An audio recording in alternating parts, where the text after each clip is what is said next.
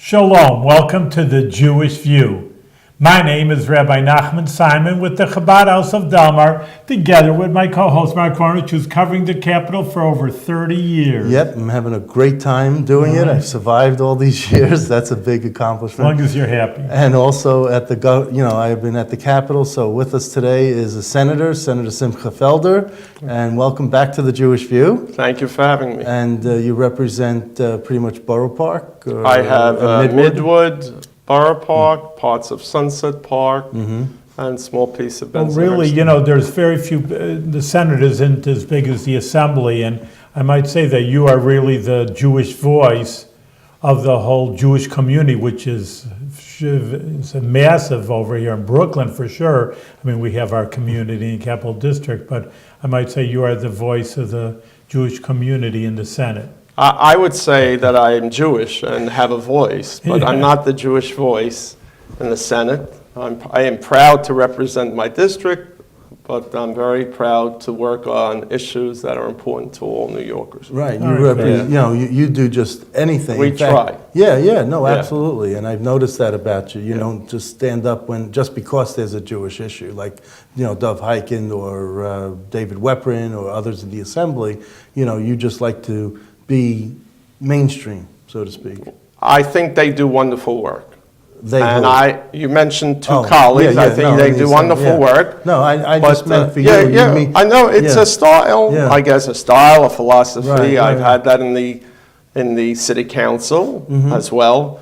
When most of the members at one point were term limited, there was a class of 36 out of 51 new members, and the people who worked in the city council thought that just because I have a yarmulke and a beard, that means that everything and anything Jewish should go to you. Right. And they learned quickly that I am proud to represent all my constituents, including those that are Jewish, but I'm not the Jewish senator. Right, and that's and that's what I get from you. That's what I get from you. But there is one piece of legislation, and you have a lot of pieces of legislation. Yeah. But there's one that authorizes the Yeshiva Sharei Torah to file an application for real property tax exemption for certain assessment roles. Yeah. You and Dov Hikind are sponsoring that, because I presume it's a Borough Park yeshiva, or it's we could spend the next 45 minutes talking about these issues, but I would prefer discussing with you issues that are important to all your listeners, not something that's important to... So tell the audience what committees you... I chair the Cities Committee, which is sort of the conduit for a lot of legislation that faces local cities. And I used to chair Children and Families, and certainly a critical committee, and we try our best to work on issues that really are giving New Yorkers a hard time. I particularly like to focus on issues that would improve the quality of life of New Yorkers. I'm sure you remember the bag tax bill that was facing New York City. Mayor de Blasio had decided with the city council that he was going to save the environment by eliminating or taxing New Yorkers, I should say, by not allowing them to have paper or plastic bags without paying for it. And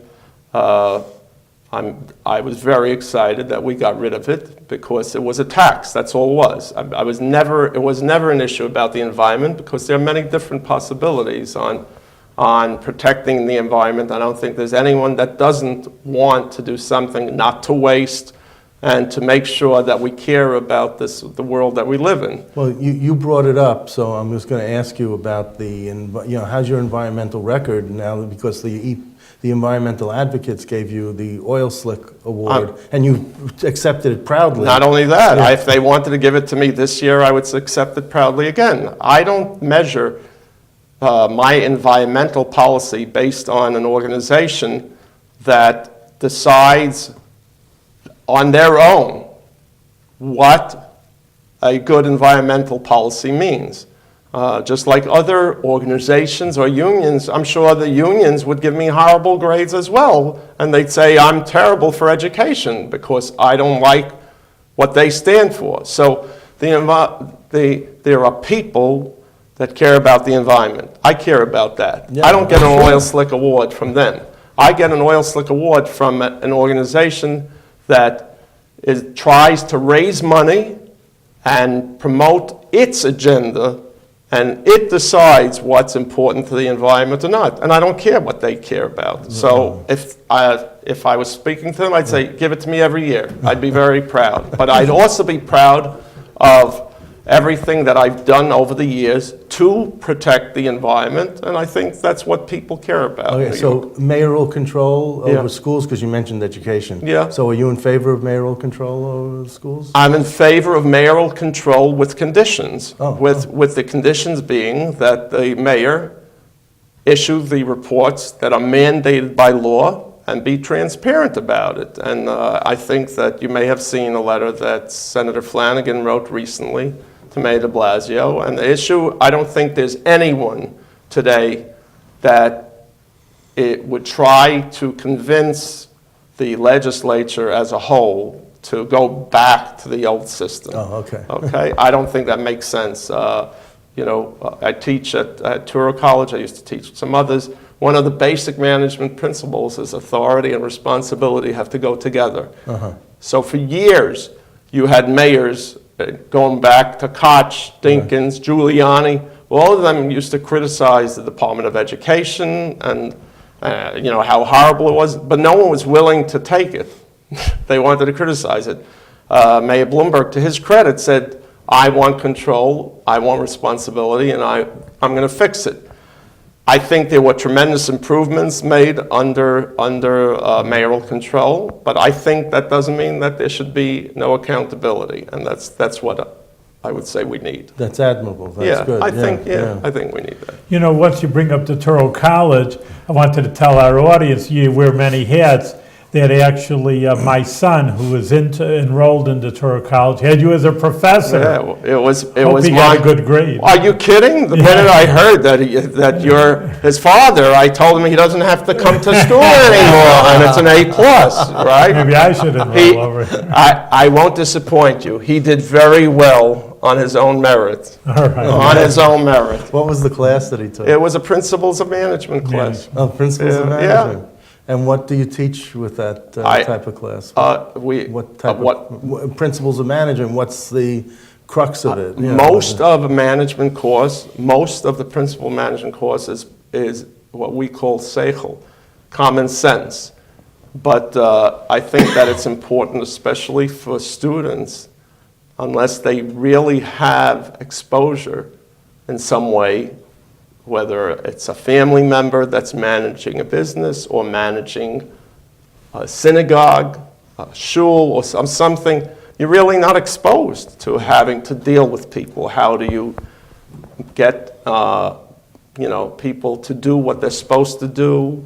Okay. To be persuasive? Yeah, to be able to manage people. I mean, there are a lot of theories in management, and all of them are basically true. I'm supposed to impress your viewers with my knowledge of management, but the Principles of Management course is really teaching students, most of whom may not have had any exposure, the rules of common sense and decency, no matter what you're doing. And you know what they say, the decency and ethics is when no one's watching, you're still doing the right thing.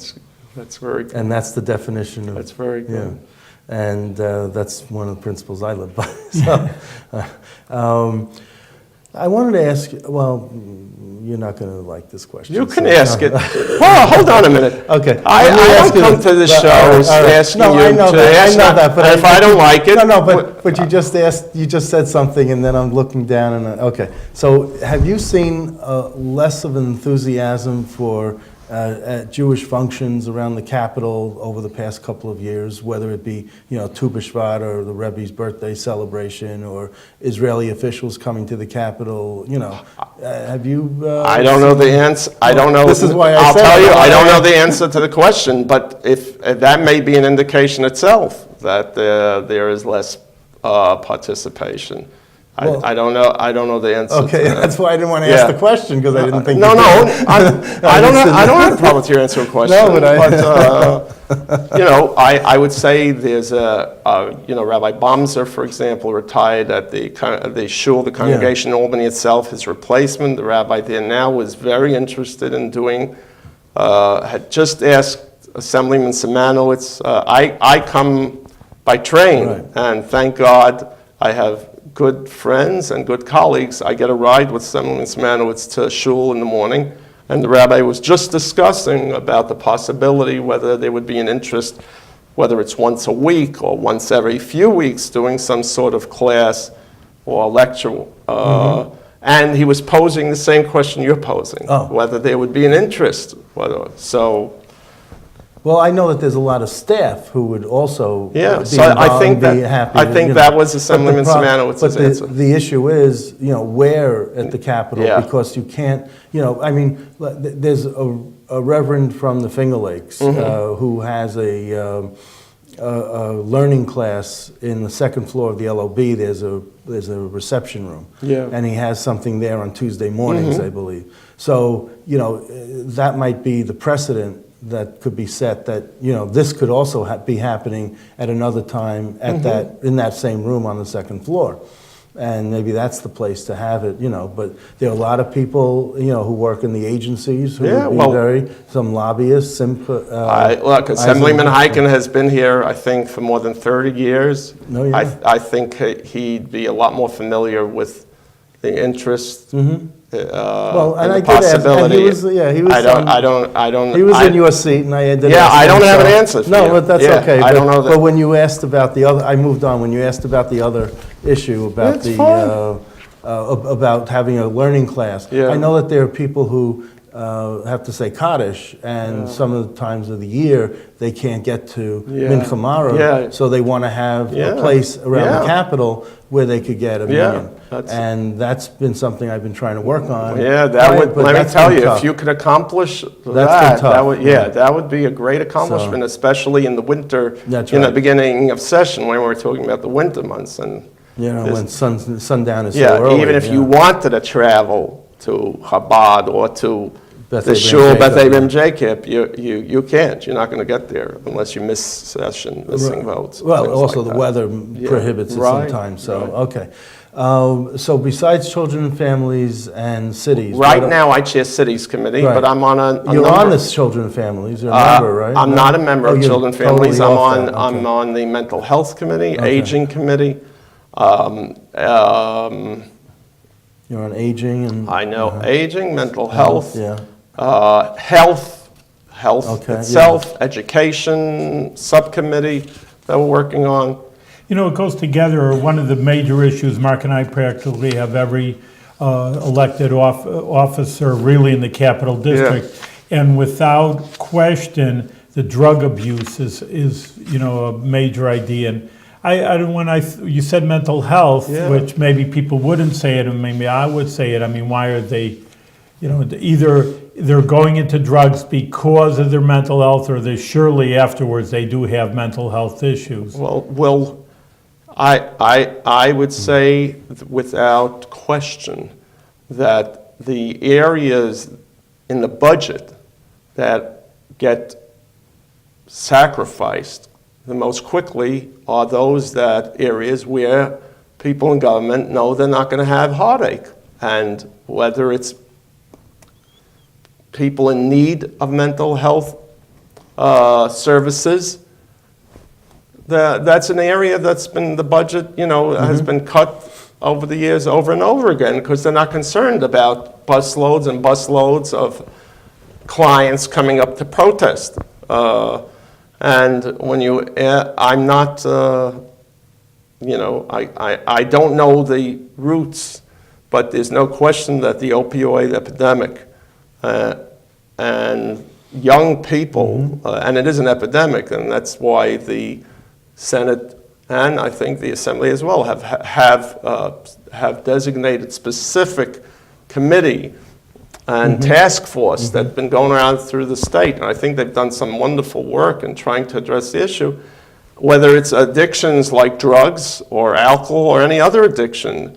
it doesn't just happen by itself. I'm not an expert, but there usually, especially young people, they're crying out and they have no place to get help. And if they can't get help in what we would consider a healthy way, that's why they're turning to this stuff. I mean, you talk to members throughout New York State, they'll tell you that they're attending funerals for young people at a staggering rate. And it's not the poor, it's not minority, there's no discrimination. You know, I don't want to say it's like the plagues in Egypt where it says that there didn't make any difference, but that's what's going on. It doesn't matter, rich households, educated households, not, whatever else.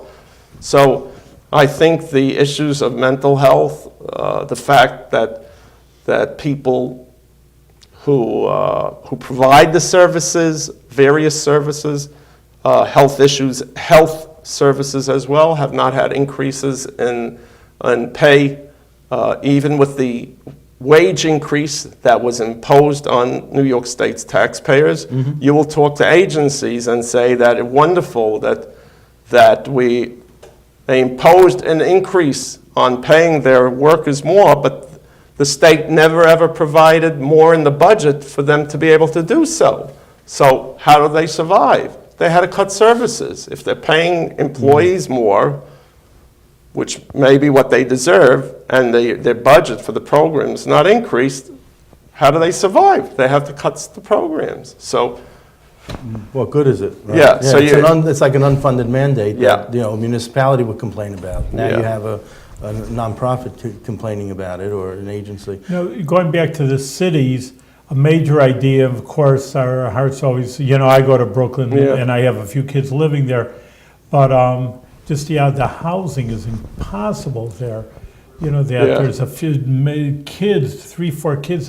First of all, I mean, that's not the New York fault. I say you have a backyard, you're an apartment building without a backyard. We're up here upstate, everybody has a backyard, but all right, that's something you can't do. But the parks have been developed, so that really is a very nice thing. I don't know if there's grass there, but at least there's an outlet for kids to play. I don't think the Blumberg mayoralty was perfect, but there were certainly certain things that happened during his tenure that were excellent. The program of public school yards to parks. The joke in Borough Park used to be is that there's no parks. There's a borough, but there's one. No park. Yeah. But the program where most of the public school yards, when the public schools are not in session, have playgrounds. And in the city council, I did this, and my successor, Councilman Greenfield, has continued that, where instead of just having smaller playgrounds in the public school yards, you can take capital money that's awarded to districts and spend it in areas that you feel are most important, and you can build these playgrounds up even more. In terms of housing, I would just say that years ago, people used to talk about housing, how we're going to get more housing in certain neighborhoods where it was commercial, and a lot of that got eliminated. For example, in Williamsburg, close to that area, they took a lot of old lofts and commercial properties and turned them into housing. Today, I don't think that anyone who'd be honest with you would say that there's real opportunity. I'm not talking about for low income. I'm talking about average income housing, and that's why you see that people are moving out. People are moving to Staten Island, people are moving to New Jersey, various parts of New Jersey, because they have no choice. So, 5 towns. They have no choice. But when Borough Park, one of the Borough Park Jewish Community Council and other agencies have said that there's really no land to build houses. That's exactly anymore. the point. Yeah, that they got to build more because they can't build out. But there's really, now I wanted to ask you regarding the schools and the playgrounds. When the school is not in session and there are people using those playgrounds, isn't there a liability issue if someone gets hurt? So that's a good question, and I will tell you that as a result of those issues, the playgrounds, or we call the yards to parks program, certain play equipment doesn't exist. For example, you won't find swings, Okay. even though everybody loves swings, and even older people, Yes. like myself.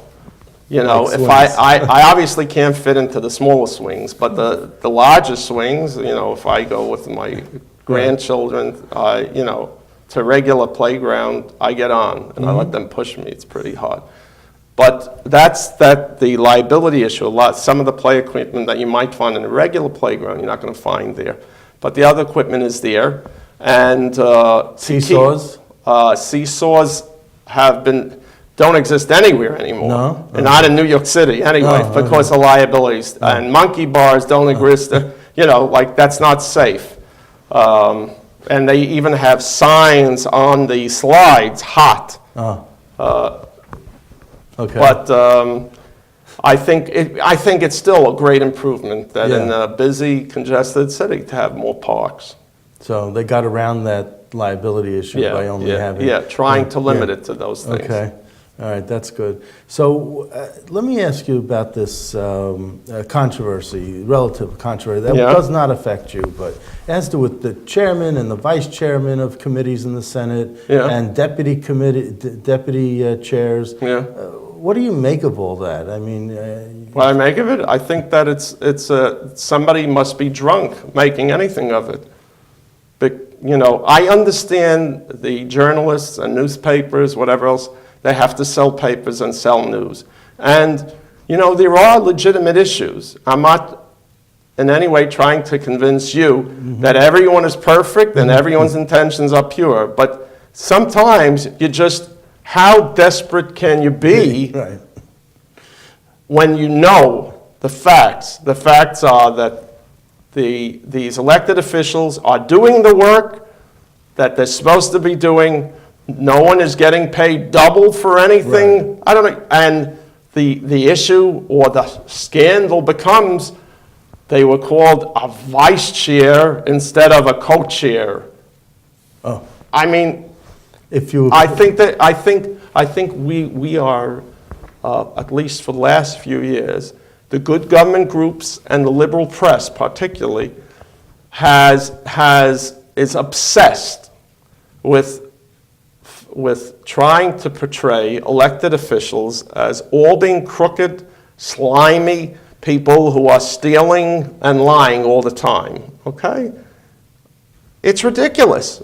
You know, if people don't want government and they want either a dictatorship or a free-for-all, then, you know, change the Constitution.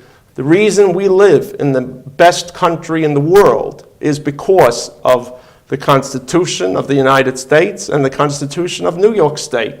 And part of that is having elected officials that hopefully you elect that do the job well, and if they don't, throw them out of office. And that's been the case. And historically, whether it's in a yeshiva in your class, whether it's at a job, whether it's in public office, you will always have great people, good people, and yes, there will be somebody who's not doing it. But it doesn't mean that day in, day out, day and night, everything that goes on, you know, is crooked. You know, it's bizarre. So instead of government spending time on helping the poor, we can talk about the issues of opioid addiction, the services for mental health. So you spend time on Titles of on vice chair, titles. chair, Who right, cares? co-chair. You want to call them Gabai, call them Gabai, call them second in command, call them Shmagil or Shmili or whatever it is. I mean, what is It's a this title, about? yeah. I mean, But it was, I think when the senators put in their timesheets or whatever into the comptroller's office, someone wrote chair on, when they were a vice chair, they wrote chair on that. we to can get the spend a long stipend. time on I'm your just- program, and I would say to you is that this is stupidity. It is. This I know. issue is I shook- stupidity. I shook my head Yeah, when I you know read what I about mean? it, Like, and I just wanted you. your I'm just take on saying, like, oh my gosh, they really have nothing to write about. Yeah. You know, I have actually heard that some journalists say about other journalists that they're under such pressure, especially with the internet, to find something. You Yeah. don't say, today was a good day and Yeah. everybody did right. What kind Yeah. of paper Yeah. is that? No, What you kind of can't headline sell. is You that? can't sell anything.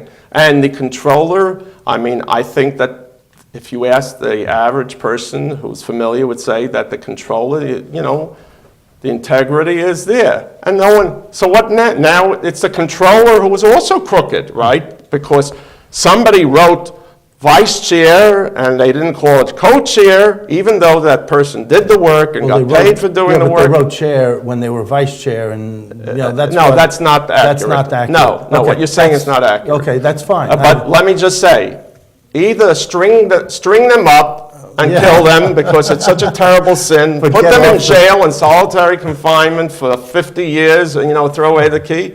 Well, let's be serious.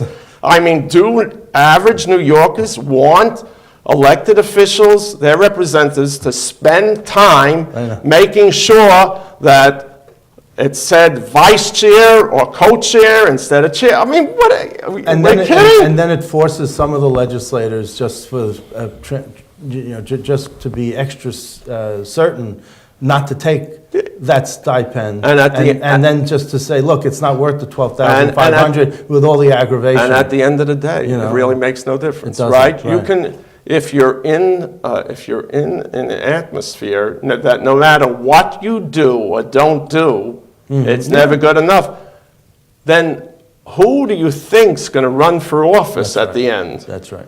I've actually heard that about even, Yeah. Mark always brings up, there's not that many Jewish assembly people as there once Forever, was. yeah. But to go through that scrutiny when Yeah. you're a lawyer and, like a normal business, who needs it? Yeah. Kudos to you there, you're Yeah, working yeah, there. we but, try, let me you know. say, you try to do your best. You Right. know, my grandmother, may she rest in peace, was born in Krakow, Poland. Her family came from Belzer Hasidim, and I remember, you know, I think it was about 7 when she passed away. They moved from the Bronx, right around the corner from us, probably when I was 4.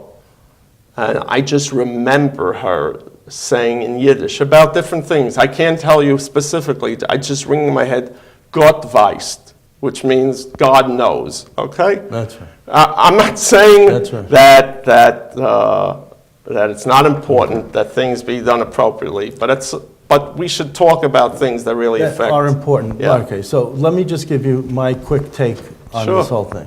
The Senate, the mainline Democrats in the Senate are upset about the Independent Democratic Conference, Mm-hmm. and they had to find something to embarrass them Mm-hmm. because they moved over to the IDC, some of them, I see. in order to get the vice chair position where they get the extra stipend that they couldn't get there. And I don't think that's a valid, I don't think someone makes that type of move in ideology based on $12,500. I should hope Okay? not. Yeah. And I think that there's, you know, and like I said, people who are going to like you will like you, and the people who are not going to like you will not like you. Yeah. So stop looking to make everyone like you. Yeah. I've given You- up you on that can't- years yeah, ago. You can't make everyone happy. I've given up years ago on this because people have criticized me for the cheapest things. Well, yeah, you And- seem to be doing well. Yeah. Yeah. 30 And years I is just still- don't, I let it roll off like a duck's back, water off that's a duck's great. back, because I see this as one of those types of examples. And that's why I know, wanted to bring it Simcha, up, we- because it roils me, and I was rolling my eyes, and I just couldn't believe that this was something that would make, you know, and it all started in the Daily News with Ken Lovett's column, and that was one of the things that just really boiled. And we have one more minute, Mark. Anything you want to say, Simcha, that's some That- good legislation? Yeah, that we didn't know enough to bring up, that you want to bring No, up. I think there's a lot of good legislation. I think that issues that pertain to safety, for example, particularly in New York City, we are working a piece of legislation that would mandate that bicyclists wear helmets. The statistics show there's an organization in Brooklyn, my wife happens to work for it, called BINA, that helps people with brain injury, family members with somebody with brain injury, stroke, the statistics of bicyclists without helmets, the injuries. And here we have a city like New York with city bike program, where most of the renters of the city bike program or the bicyclists themselves, except for the messenger services that are are riding around the city without bicyclists. And, Without helmets? I'm sorry, without bicycles. That would be an accomplishment. No. But Without helmets. yeah, without helmets. So I think as I said, I try to work with, I have a great staff. My counsel, Rodney Powis, Great guy. Yeah, is unbelievable. Kudos, you have great choice. Yeah, we have great staff in Brooklyn, and we try to work on quality of life issues that will improve people's lives, you Yes. know. It's just hard Well, enough to keep get. up the good work.